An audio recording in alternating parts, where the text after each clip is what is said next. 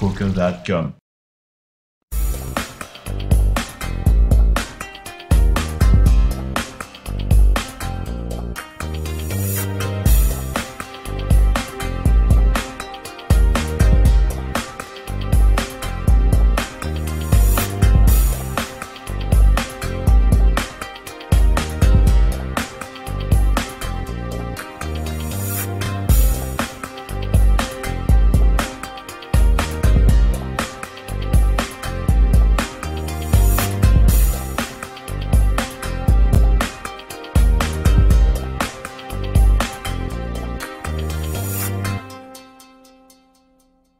Bienvenue sur chainpoker.com. On vous parle de l'actualité du poker dans le monde, mais également sur la Côte d'Opale, puisqu'aujourd'hui nous recevons Xavier Elfassi. Ce Calaisien âgé de 30 ans a remporté le tournoi Deep Stack de Boulogne-sur-Mer qui se déroulait du 7 au 9 avril. Cette rencontre, dont le buy-in était de 330 €, lui a permis de remporter 7000 €. Alors Xavier, bonjour. Bonjour. Dans quel état d'esprit êtes-vous après cette victoire ? Détendu, une victoire, oui, satisfait, toujours satisfait d'une victoire. Toujours satisfait d'une victoire, faut jamais se plaindre. C'est pas facile d'arriver en table finale déjà, et c'est encore moins facile de gagner un tournoi. Et voilà, je suis très content. Les chevilles, voilà. Ça va ? Elles n'enflent pas ? Les chevilles, elles n'enflent pas. C'est pas une assez grosse somme pour se permettre de pouvoir fanfaronner partout. Voilà. Donc pas une assez grosse somme, c'est-à-dire que vous avez envie d'y retourner, vous êtes motivé ? Ouais, j'ai envie d'y retourner. Là, j'ai gagné une qualification sur partouche.fr pour aller au tournoi de Cannes, qui sera à 500 €. Il se déroulera dans 15 jours, c'est-à-dire le 27 au 30 avril, si je ne me trompe pas. D'accord. Et il y aura normalement 500 joueurs à 500 € pour un billet de 50 000 € à la gagne. Donc motivé et prêt encore à gagner à en encore découdre, et oui, j'espère. Et après, pourquoi pas aller encore plus loin, le Partouche Poker Tour, l'European Poker Tour, et évidemment le tournoi qui fait rêver tous les joueurs de poker au monde, c'est le championnat du monde à Las Vegas. On vous le souhaite en tout cas. Et alors vous êtes habillé aujourd'hui aux couleurs de Partouche, vous avez pensé au sponsoring un petit peu aux marques, des préférences ? Le sponsoring, tous les joueurs de poker y pensent, et tous les joueurs de poker en rêvent, parce que c'est le seul moyen de pouvoir aller jouer au poker, vivre de sa passion, tout en ayant un site qui vous sponsorise et qui vous donne de l'argent pour jouer. Donc c'est le rêve, évidemment. Après, on peut aller jouer beaucoup plus détendu, parce que ce n'est pas son argent qu'on joue, quoi. Et évidemment, oui, j'y ai pensé, évidemment. Des propositions, des ouvertures ? Pas encore de propositions, pas encore d'ouverture. Malheureusement, pour avoir des ouvertures, il faut vraiment gagner un tournoi, je dirais, au minimum on va dire à 6 chiffres. Une victoire à 6 chiffres. Je pense que là, les 6... Ça arrivera peut-être un jour. J'espère. Alors, parlez-nous un peu de la soirée, justement, donc à Boulogne-sur-Mer. Comment ça s'est passé ? Vous êtes arrivé en retard, non, je crois. Oui, déjà j'ai eu de la chance, parce que je suis arrivé avec pas loin de 3 heures de retard. 3 heures de retard. 3 heures de retard au tournoi, donc je suis arrivé, il y avait déjà beaucoup de monde qui avait perdu et beaucoup de monde qui avait beaucoup de jetons. Donc j'étais pas à mon avantage, les joueurs étaient bien en place et moi non. J'ai eu une première journée assez difficile, mais bon, j'ai fini dans la moyenne, donc j'étais assez content de moi. J'étais déjà content de revenir en deuxième journée en arrivant avec 3 heures de retard. Alors il y avait une centaine de participants. Oui, c'est bien ça, à des peu gens près. que vous connaissiez, Oui, il y avait beaucoup des joueurs redoutés. Il y avait beaucoup d'habitués de la Côte d'Opale, ce qui était très sympathique, parce qu'on revoit des joueurs qu'on connaît, donc évidemment il y en a qui on redoute certains, on a moins peur d'autres, mais vous savez, c'est le poker, hein. On peut être très bien pendant tout le tournoi et tout perdre en une seule main, c'est le risque du poker. Le poker, on contrôle pas tout, on peut être meilleur que tout le monde, mais si les cartes en décident autrement, les cartes en décident autrement. Alors justement, les cartes, comment est-ce que ça s'est passé ? Comment est-ce que ça s'est déroulé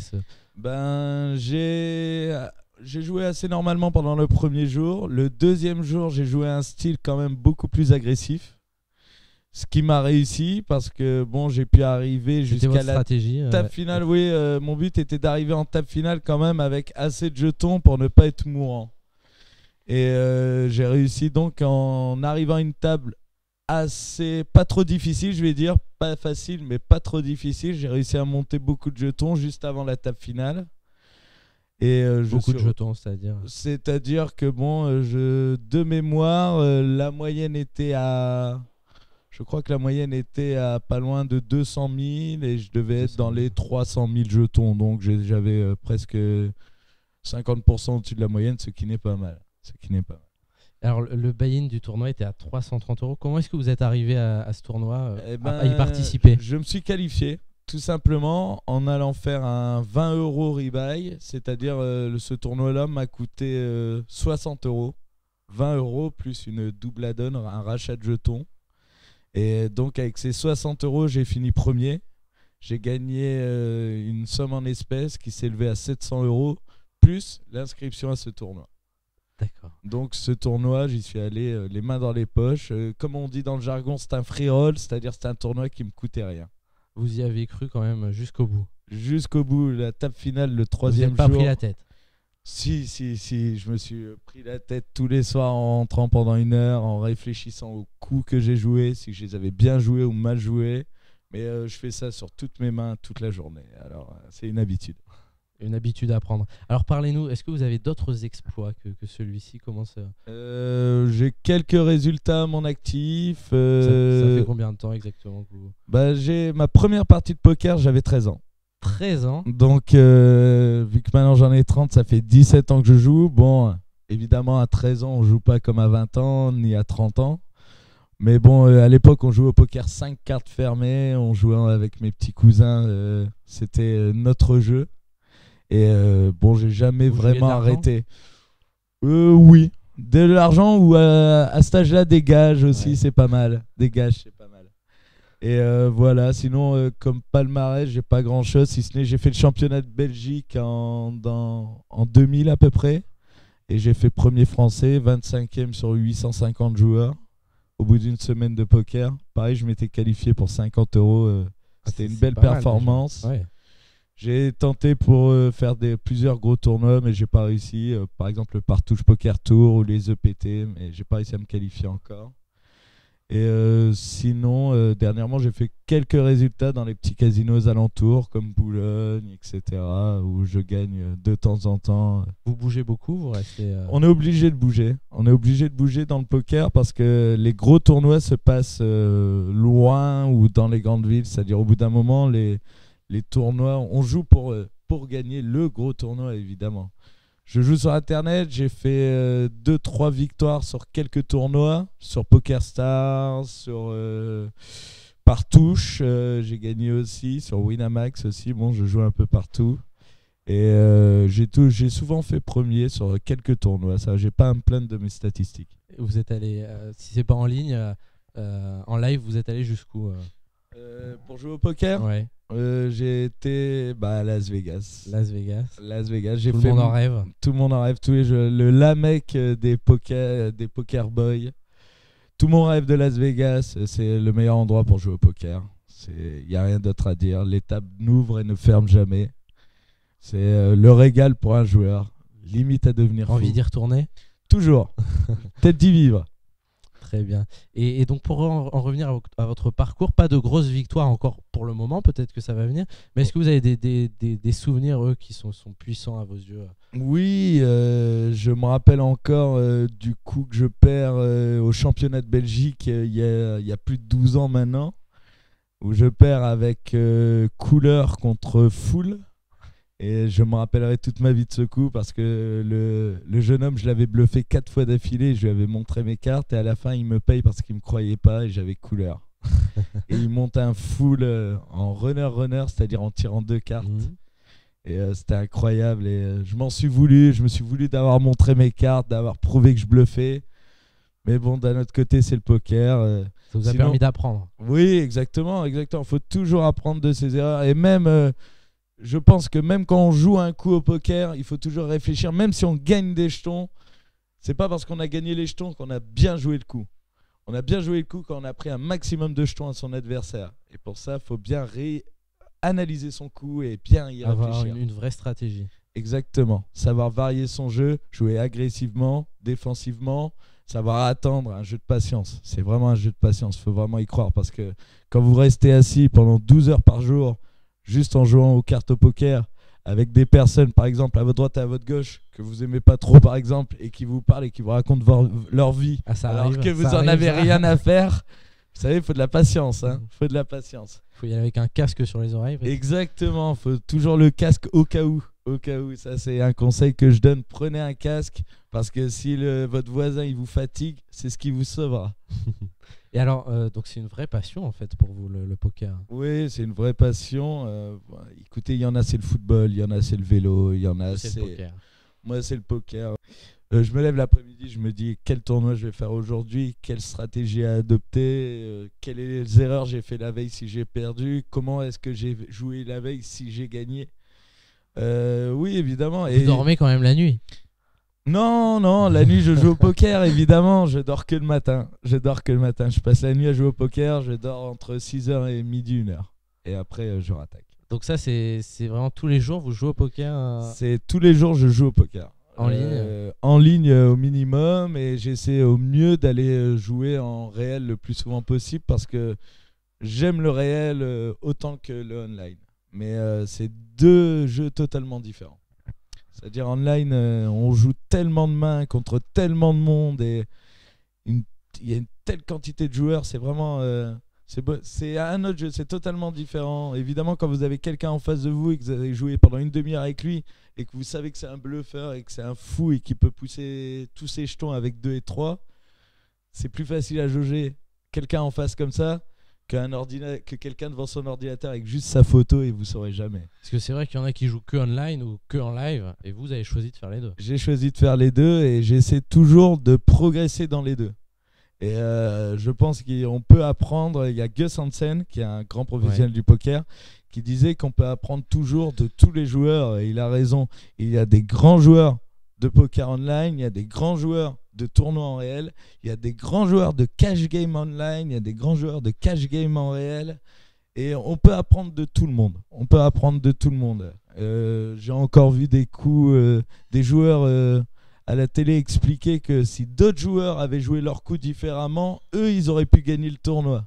C'est quand même incroyable. C'est incroyable. C'est incroyable. C'est-à-dire le joueur qui s'appelle Jason Mercier annonce qu'il est obligé d'y aller avec sa paire de 8 parce qu'un autre joueur n'y a pas été avec sa paire de valet. Et il a perdu évidemment avec sa paire de 8 et l'autre gagnait avec sa paire de valet. Donc c'est incroyable. Incroyable. Et il explique que s'il avait été avec sa paire de valet, lui, il n'y serait pas allé, donc il aurait encore tous ses jetons et il serait arrivé en table finale avec plus de jetons, donc il aurait eu un autre tournoi. Avec des si, on pourrait refaire le monde. C'est l'histoire du poker. Avec des si, on serait tous bûcherons. Et donc on parle de grands joueurs là. À vos yeux, quels sont les grands joueurs de poker? Les plus connus sont évidemment les plus grands sont Tom Dwan, Gus Hansen, Daniel Negreanu, Victor Bloom. Et évidemment Phil Ivey. Vous avez un exemple parmi eux? Mon exemple pendant longtemps a été Gus Hansen. J'ai acheté son livre, j'ai lu beaucoup d'articles sur lui. Il a été champion du monde de backgammon, un jeu que j'ai appris parce que lui a été champion du backgammon. Et c'est un très grand joueur. Mais dernièrement, j'ai été vraiment très impressionné et je suis en train de devenir fan de Tom Dwan. Tom Dwan, alias Dur. Alias Dur. Cet homme a commencé avec $50 et maintenant est multimillionnaire en 5 ans. Ça fait rêver. Ça fait rêver. Qu'est-ce qu'on peut vous souhaiter alors, Xavier, pour l'avenir? Un titre PT, un titre WPT, un titre PPT. Le PPT, je le prends avec plaisir, autant qu'un EPT parce que c'est le Touche Poker Tour, c'est le plus gros tournoi d'Europe. Mais évidemment, si j'avais à choisir, je prendrais le championnat du monde les World Series of Poker avec le bracelet de champion du monde que tout le monde rêve. Des victoires, Xavier, mais des défaites aussi, vous en avez eu? Des grosses défaites, est-ce que c'est déjà arrivé ça? Pas de grosses défaites parce que je suis pas le genre à aller jouer tout mon argent sur un coup. Mais par contre, un mauvais souvenir, oui, j'ai un très mauvais souvenir. Alors c'est quoi ce souvenir? C'est un soir vers 17h, j'ai mis 100 € sur internet. À l'époque, c'était en dollars, donc j'ai eu $130. Et à peu près 14 heures plus tard, c'est-à-dire à 9 heures du matin, je suis monté avec les $100, je suis monté à $7 000. 7 000 $. $7 000. Et j'ai été jouer sur une plus grosse table avec des plus gros joueurs. C'est comme je Toujours envie dis, de gagner plus. toujours envie de gagner, mais surtout envie de voir ce que ça fait d'aller sur les grosses tables. Et j'ai perdu un coup à $15 000 15 000 $. avec carré contre carré. Aïe. Et ce jour-là, je me rappellerai toute ma vie. J'avais joué 13 ou 14 heures. Avec $100, j'ai perdu $15 000 finalement. Et j'ai fermé mon ordinateur et j'ai été aux toilettes rendre pendant 1 heure. Ah. Et j'ai pas réussi à dormir. Ça, c'est dur. Ah oui, ça a été le pire coup de ma vie. J'ai mis, même maintenant, je m'en remets encore moins bien. Pas Après, il très faut bien. s'y remettre tout de suite ou alors.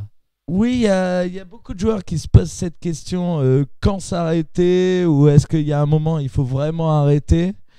Je pense que oui, il faut se poser des bonnes questions. Est-ce qu'on fait des résultats? Est-ce qu'il faut continuer?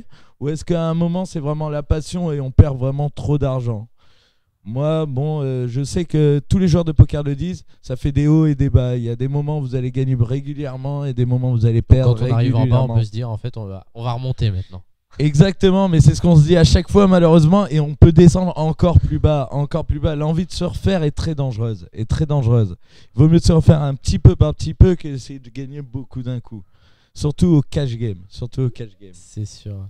Et la plupart des joueurs, tiens, ont un gris-gris, un porte-bonheur. Est-ce que vous avez ça? Moi, j'ai pas du tout de gris-gris et Non. je suis totalement contre. Pourquoi Et je ça suis totalement contre parce qu'il faut utiliser sa tête pour jouer au poker. C'est sa tête qui fait qu'on va mettre son argent pas de la ou pas. chance. Il y a de la chance, il y a une part de chance, mais c'est vous qui décidez de mettre vos jetons. Là, le gris-gris n'est là pour rien. Et je vais vous dire pourquoi je déteste les gris-gris. C'est qu'une fois, avec 30 €, j'ai gagné 2 000 €. Et j'avais un jeton ce jour-là et je me suis dit, tiens, ce jeton, il me porte bonheur. Et ben 2 jours plus tard, je suis allé jouer avec mon jeton et j'ai perdu 2 000 €.